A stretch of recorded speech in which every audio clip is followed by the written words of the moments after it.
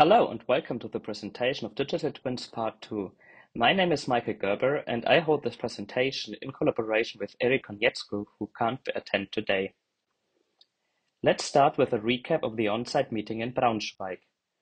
At first we start with a physical object, which is in our project a Continental IRS 548 RDI radar sensor. And we like to create a digital object of this physical object and start with a master object, which is the description of the physical object. This can include the product name, the manufacturer, hard and software version, the 3D object, data model, specification, documentation, additional data or links, link to the support, and metadata of this object. But if we have now purchased a physical object, we have specific data and we want a reference to this object, and we call this now a shadow. The shadow includes specific properties such as the serial number, identifiers, the ownership, the distributor, the warranty, the location of the sensor, the relationships maybe to other sensors, the contracts, terms of use and licenses, the sensor data itself, the log data, the maintenance history, or other metadata which might be required. If we have this structure of a digital twin, we like to use them in analytics, which is the reason to use digital twins. This analytics can be descriptive, diagnostic, predictive, or even descriptive. Also, additional analytic functions might be needed, for example, for maintenance or data sanity checks of the digital twin itself.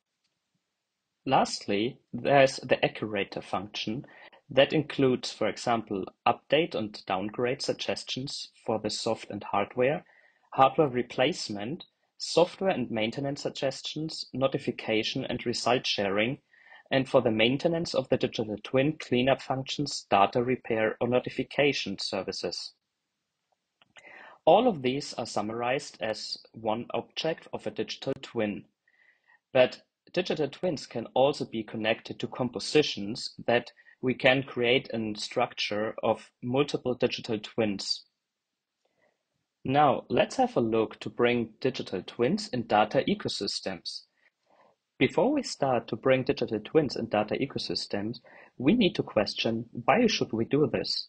So there are some business use cases that might make sense for some companies. The first use case is cost sharing. Ecosystem members share the data to cope with shared requirements such as compliance, process efficiency, and transparency. Every member saves money and time by sharing their burden. The next is joint innovation. A customer innovation can only be realized by ecosystem members that working together. No single ecosystem member has all the necessary data. The third is combined forces. Ecosystem members team up to prevent monopolies from emerging. No single ecosystem member has the necessary resources and commitment to do this alone. Then shared marketplace.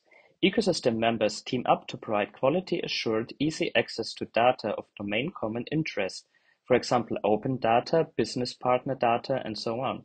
Transaction costs go down for all ecosystem members. The last example I like to list is a greater common good. Public and private sector share data for a greater common societal goal, for example, climate protection. But now, let's go back to the architecture of digital twins in a data ecosystem. We remember we have 4 parts of the digital twin, such as the master, shadow, analytic functions, and accurator that define a digital twin. But how do I bring the master, or how do I create the master first and bring it in the data ecosystem? Let's start with the asset installation shell. The asset installation shell is defined from the Industrial Twin Association, which is a part of the Industry 4.0 platform, which is funded from the German Federal Ministry of Economic Affairs and Climate Action. The standard of this ASX file can be found in this link and will be used in the following presentation. The asset installation shell is defined as standardized digital representation of the asset, cornerstone of the interoperability between the applications, managing the manufacturing systems. It identifies the asset administration shell, and the assets represented by it hold digital models of various aspects, for example, the submodels, and describes technical functionality exposed by the administration shell and represcribed assets. So how do we create this file? At first, we have the master object, which is a virtual representation of our physical object. On top of this, we create the asset administration shell. This administration shell includes an identification asset, an identification administration shell, and submodules. These submodules describe different aspects of a physical asset. These are, for example, positioning, the CAD models, and energy efficiency. These submodels are most of the time standardized.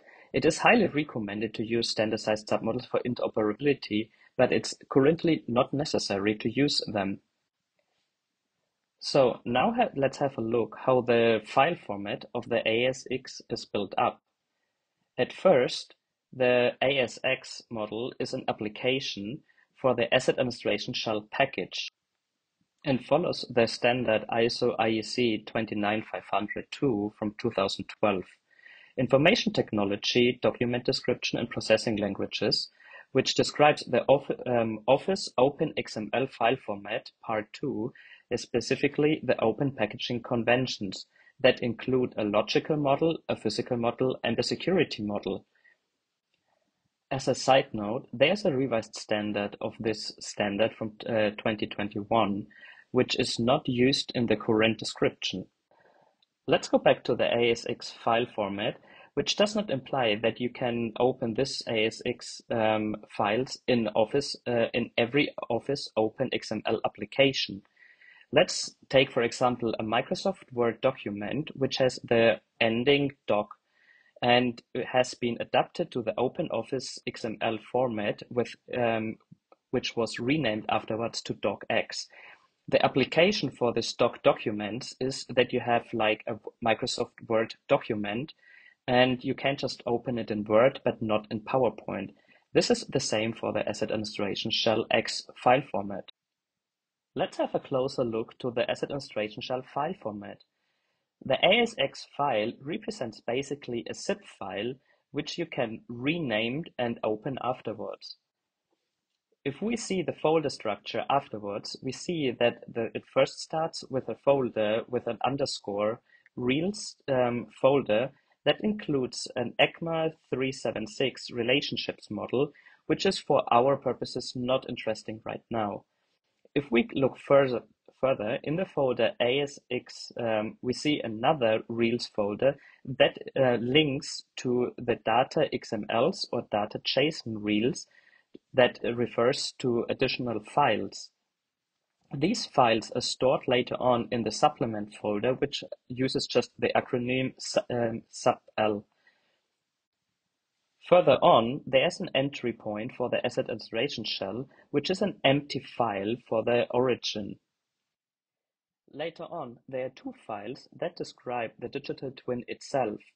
One is the data XML and one is the data JSON. It is not recommended to use both of them, and overall it is recommended to use just the JSON format. Now, if a manufacturer has created this file, they may share it with their customers, and for this, they publish it in a marketplace. If we now look to the side of the customer who has purchased or accessed a physical asset and likes to create a shadow of this object, they can access it over a marketplace or a defined resource. At first, they access the master file and write the specific requirements or the specific aspects in the document, which makes it to the shadow file. So this links now the physical object to the shadow. However, this process is not that easy.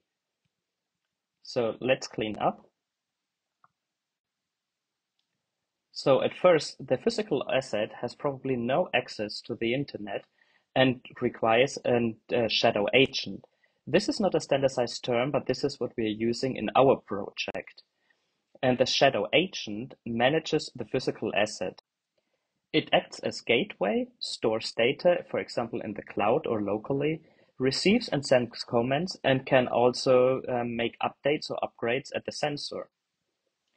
So there's actually no link between the shadow ASX file and the physical asset, which means the shadow object gives the definition to the shadow agent.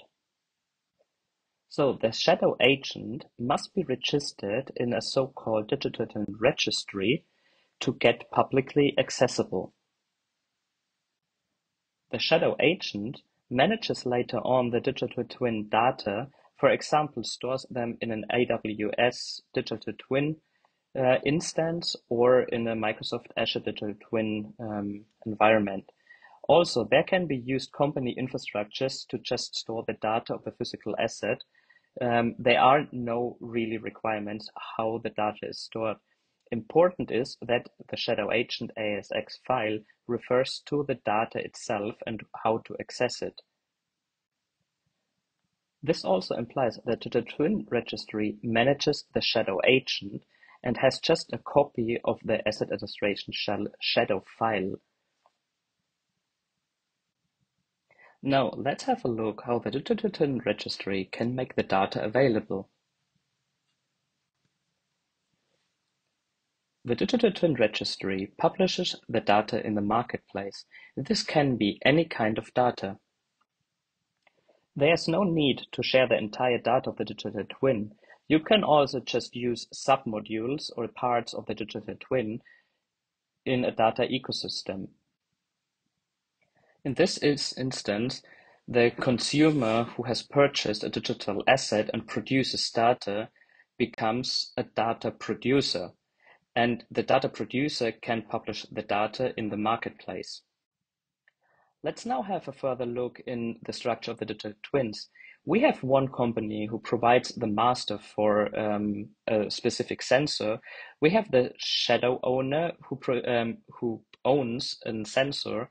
And now we can use a third-party company which maybe specifies analytics and functions.